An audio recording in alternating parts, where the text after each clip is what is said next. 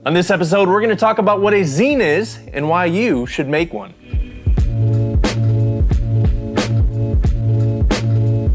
Hey, so what's up guys? This is Nick from Nick Exposed, and before we get into this episode, I want to give a huge thank you to Matt Day in the Shoot podcast.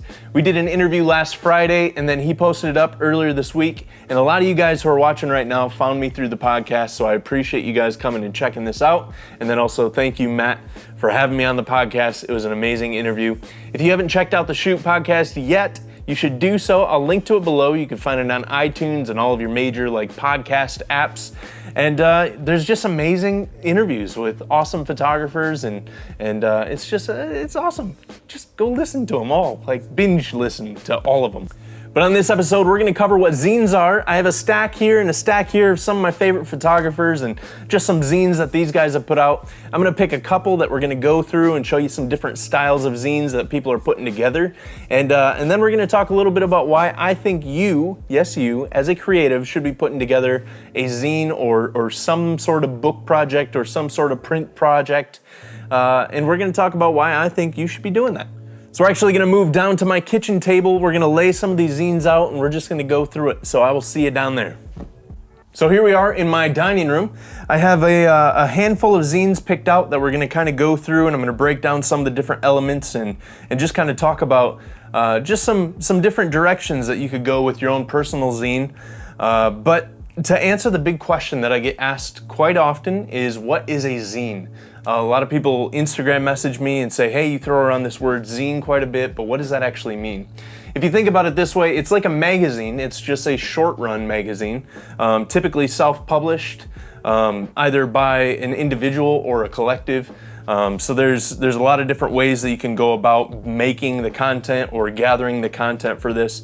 Even some zines are the creator isn't even putting their own work in there, but they're actually going out and sourcing different work from all over the place. But as you can see here, it really kind of varies to the size and the just the paper style and all sorts of different things. But the main common denominator is they're cheap production, short run magazines. So I think you're gonna get the picture as we go a little bit further into this. So I'm just gonna start breaking down some of these and just kind of show you an example of what these might look like. So back when this whole zine movement began, a lot of artists and a lot of underground skateboarders and punk rock guys, they'd piece together a bunch of different elements, and they would take images and writings and they would actually paste them onto papers, bring them down to Kinko's or their local copy store, and they would get just Xerox copies of these things made.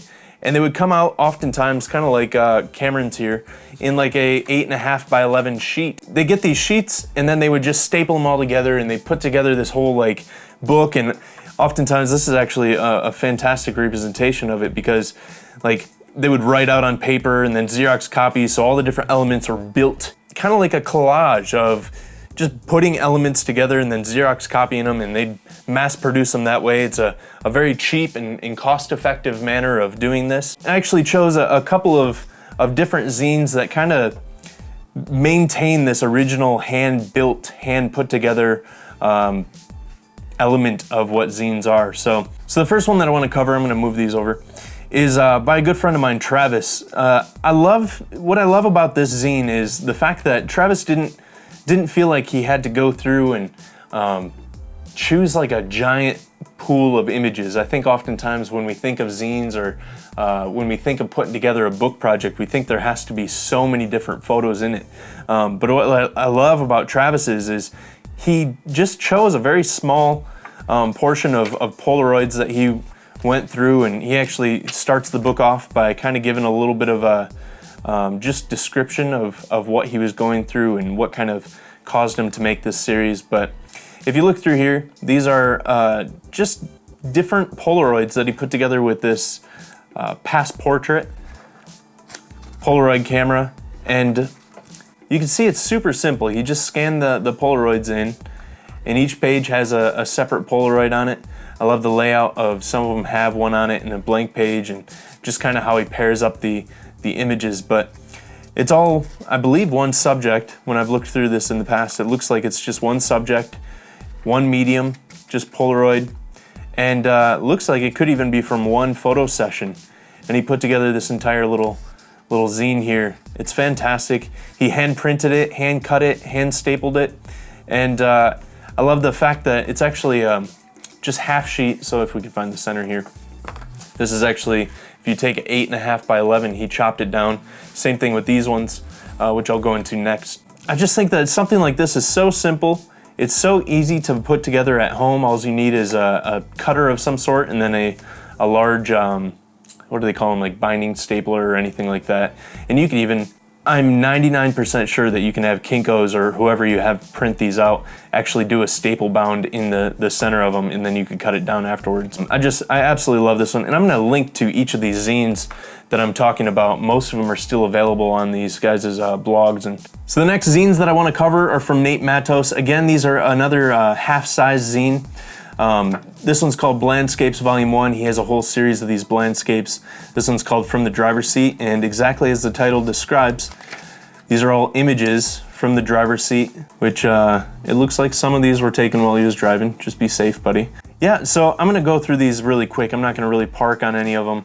I might do a full episode to where we actually just kind of park on some of the different zines that I like. These ones are all images on his iPhone. The cool thing is, with his iPhone shots, he could actually get the coordinates of the different shots, so he puts those down below. And I just love this series. It's just a single image per page, and just various different things that caught his eye. And I'm assuming he had his iPhone as his only camera at the point, and just whipped the iPhone out and took the photo and put it together. So I think oftentimes we think through and we think about our film photos, or our professional DSLR photos or anything like that, and we think that these zines have to be like so well put together, which this is fantastically put together, but we think that the image quality has to be amazing. But as you can see, like, these images from the iPhone printed perfect at this size, and they'd probably print perfect at this size as well. So I just love these little ones that just kind of break the boundaries of perfection. And these are obviously handmade. He actually just ripped them down the center, so you get like a little bit of a rough edge here, which I absolutely love. Brings some texture into the whole thing. But this size is incredible. One of the things that I grouped all these together for is to, one, show you this like Xerox nature of these, but then two, show you this. This is often called saddle stitched when you look at printers, or staple bound. These are just staple bound right in the center. They fold over. Same thing with this one. This is by Cameron Horth. Again, I'm gonna link to these below. Cameron actually included a print with this one. Thanks, buddy. So this one, Wheel Bite, he talks about just skate culture in his hometown. And I just love going through, I especially love skate zines. I'm not much of a skater myself. In fact, I'm not a skater at all myself, but I absolutely love the skate culture. And I love how a book project like this can really just kind of demonstrate what a single image might not be able to bring in. And I love being able to pair up different images that really play off of each other and really kind of build a momentum, just as a skating scene would be. So it's almost kind of like a short little film that you get to go through and just kind of see frame by frame what this would look like. So these again are saddle stitched or staple bound, however you want to call it, Xerox printed zines. This is a very inexpensive and very good quality way of going. I mean, it's not like these are bad quality by any means. They're just a little bit more tactile and just kind of handmade in nature. So that is one option. So actually the next zines that I want to cover is sticking with the saddle stitch or staple bound, but actually upping the quality of paper and print quality. Actually going through a professional printer. This one's called Wasting Film is Not a Crime. This is issue 1. His Instagram handle is also Wasting Film is Not a Crime. But this is another skate zine. This one actually opens up horizontally. So very much like the half page, but this is actually folded like hot dog style, as they say. And I just love that. I mean, if you have a lot of horizontal images, this is a great way of going. Just being able to display the images as it's supposed to be displayed. You can really bring in color with these types of printing and paper. There's all sorts of different papers that you could choose from. You can see like there's all sorts of different ways that you could go about this, and just pairing up subject matter that really works. I love that Jan here has broken this into into a couple different sections and kind of has a few different ways of moving through this. But yeah, this is another fantastic zine. This is one of my favorite zines that I have. It's by James Morton. But this one, called Figments, is a little bit of a larger zine. It's on, I do believe that this is an uncoated paper, but another saddle stitch, another fantastic print quality. I love the fact that he starts off with kind of a little photo sequence in itself. He has some writings in here that go along with it. But you could see, you could start playing around with different types of layouts, so full page spread, or just kind of having a border around the images, pairing images up, just centering them. These uncoated pages really work well for just getting really deep blacks and having great contrast. And then one thing that a lot of artists will do is kind of do a short run. So this is actually 12 out of 15 because James did a print and zine series to where he sold the zine with a print. So this is one of those, but he had a larger run for just the zine itself. With my zine that I did earlier this year, I did a 100 run. So you could either choose to, one, do a short run or do a specific run of 100 or less, or second, you could do just an unlimited run and just keep on printing them as people are buying them. But I prefer doing the short run. It kind of adds some urgency to the project, and then also just kind of allows you to know when the start and end of the project is. But these are both more professionally printed and on more professional cardstock and paper stocks. So the next type of book type that I want to talk about is the spiral bound. This is the only one that I have of this. This is actually a magazine that gets put out, which is essentially exactly that, just a zine. And it features a bunch of different work from different photographers that submit to this. But what I love about this is you could actually do regular photo paper or really nice paper, and then just do the spiral bound on the inside. You don't actually have to worry about binding it any other way. A lot of print shops will actually cut your holes for the spiral bound. They'll even put the spiral in there. But this is a great way of going. I also want to point out that I love when individuals put together kind of a collective zine and get to feature different artists that, I love this photo, this is amazing. But just feature different artists that kind of have a same look and feel. The category of this zine was black and white. So I actually have a photo in here as well that you might recognize right here. And just cool to really partner with someone who's putting together just a collective zine, and something that brings a body of work, not just an individual's body of work, but a broad body of work together, and just see how different images just collaborate, and just watching how just narratives start showing up even if they weren't intentionally put together by the artists. So the next book type that we're going to talk about is perfect bound. So this is actually where the cover goes around and binds around the in spine there. But this is by a photographer named Josh Nice. It's from a series that he did out in Paris as he visited through the different seasons of the year. And I really like this. I like the idea, obviously, because my first zine was based around Chicago. But I like the idea of really just basing a zine around a location and kind of building a narrative of how you experienced that location, what you've seen in that location. It really kind of allows people from that location to really dive in and see your thought process on a city that they're probably very familiar on. But I really like this. I like this style. It really comes together very nice. This is another horizontal. But books like this that are bound in this way just come off as really professional. Another one from Andrew is just one that was printed through Blurb. This is a fantastic little project. So this is actually from his first year of developing his film by himself. And you can see just in here, kind of a progression as he goes through of different styles of shooting, different styles of developing. He writes up a little write-up each month for what the photos meant to him, and kind of some of the struggles that he came across, some of the different things that he enjoyed about the whole thing. But Blurb is a great way to go.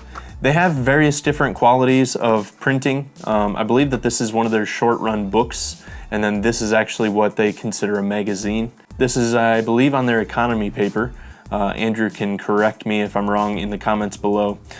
But I really enjoy this series of looking through and just watching how his photography just kind of progressed throughout the year, but also kind of getting to appreciate the whole year of developing with him. And this is a fantastic one. Here is from Justin Lowry. This is actually one of the magazines, like I said, from Blurb. I really do enjoy how their magazines print. The print quality in here is great. I love that Justin actually brought in a lot of writings. Here, I'm actually gonna bring that up so it doesn't make too much noise.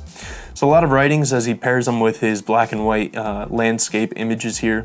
And it's just really incredible. He has a great narrative of just some stuff that he feels extremely passionate about as you go through here. And you really get to connect with the subject matter in a different way because he paired it with these different words. So that's Justin Lowry. So lastly, I just want to cover the idea here of just some various different ways that you could kind of think outside of the box of what a zine could be. So both of these guys' names are Chris. I'm going to link to them below again. This first one here, I absolutely love this, and I want to do something very similar to this. I don't want to copy his idea, but it is a fantastic idea. But what Chris did here is he actually put together a little 4x6 series. Had a little paper note here in the front. But instead of actually putting them together in a book project, he just kind of laid them out in different 4x6 prints, and you buy the entire series and you just get the prints and you get to go through them. And I believe there's some consistency to it, but there's also some randomness to it. I believe he adds like an extra print in for some people that other people won't get, and I don't know quite his whole process on it, but a fantastic series of prints here. And just another way of actually laying out and presenting a body of work versus just putting together a book project. This would actually be probably a cheaper route to go. I don't know how much these envelopes cost, but I would have to assume that it would be cheaper than actually putting together a book project. So if you're looking at the book project, and I'm actually gonna lay out what it costs for me to go through and put my first zine together, so then you could kind of get just a generalized idea of what it would cost to put one together yourself. If you start looking into books and they start becoming a little bit too much and out of your budget, this is also a great way to go and just a fun way to present images. So then another way that you can think outside of the box, this is very much like a zine, and Chris does call this a zine, or Christopher does call this a zine. But another way of laying this out is this one actually comes with 3 different packets. Each one has an individual leaflet set inside of it. So very much like a zine, it's laid out. I mean, you could flip through it as a zine in this way, or you could actually pull each one out and actually appreciate it in its whole. And I don't know, I haven't really heard a commentary on how Christopher wants people to appreciate these zines, but as you can see, these are full images, but then when they are paired up like this, you actually kind of get to experience the different halves in a different way, and then you could actually go through and mix these up and kind of create your own narrative with it and just kind of build your own. I don't know how he expects people to go through these, but I really like this idea. I love this concept of leaflets. It takes away the idea of figuring out how you're gonna bind things, and you could actually build small, shorter stories through the different packets. It's just another great way of thinking outside the box and kind of presenting it in a whole new way. So that's a brief overview of just some of the different types of zines that I've come across, that I've seen in the time of collecting zines over the last year. These are just fantastic things to really dive into. It's a great project to put on your plate. Really kind of keeps you inspired and allows you to interact, like I said in the last episode about zines, it allows you to interact with your work in a different way than you may have in the past. Again, it doesn't have to be a large series. We looked at Travis's that just had a few just select images that he was able to put in there. Or even we looked at Chris's that was just a few 4x6s that he was able to put together and present in that way. So don't think that you have to have 50 images or 25 images. It could be something as simple as 8 solid images that you put together and you present out to the world in a complete fashion. So a couple things that I absolutely love about zines and are worth mentioning right now to kind of plant this seed of maybe you should be making one for yourself is I love when I come across people in public that ask what I do, and shooting street photography especially, like sometimes that could be kind of difficult to explain, and just saying I'm a photographer doesn't actually do the trick. But actually being able to pull out a booklet and hand it over to someone and allow them to leaf through and see kind of the way that I think and explain to them in a visual images of what I actually shoot and what I actually put together for artwork. is just a great way of just building a connection with either someone that I am photographing out in public or someone that's just inquiring just in passing of what I actually do.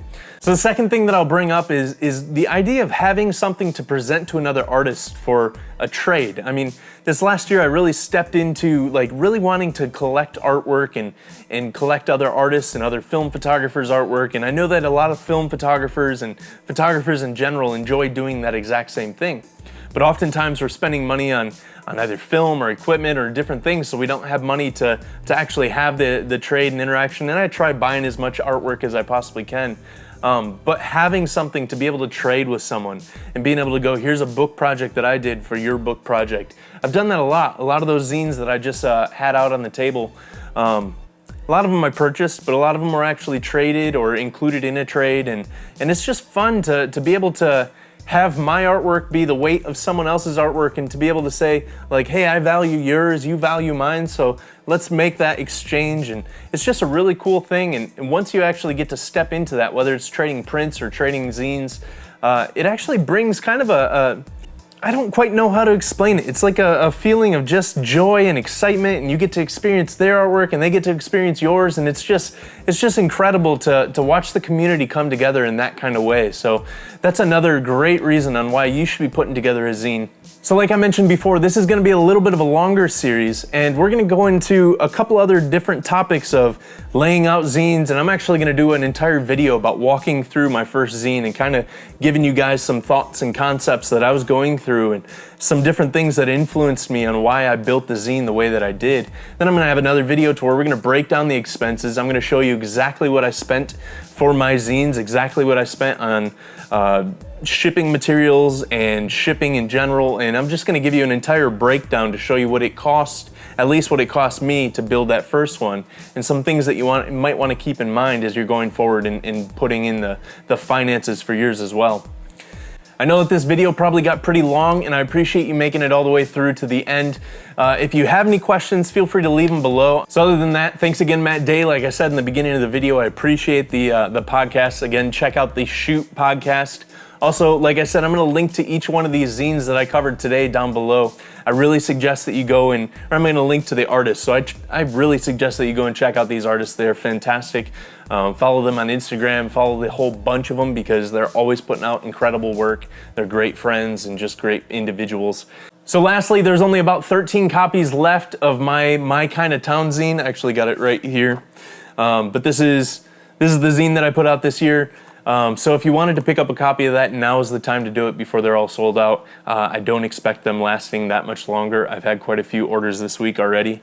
I would love to hear what kind of thoughts and processes you guys are going through as you're building new zines. I actually had a bunch of people reach out from the last episode and kind of share some of the concepts for their zines, and I love hearing these. And I would love to see the links to your zines. Until next time, share your zine ideas with me, shoot more film, and I will see you on the next episode. Peace.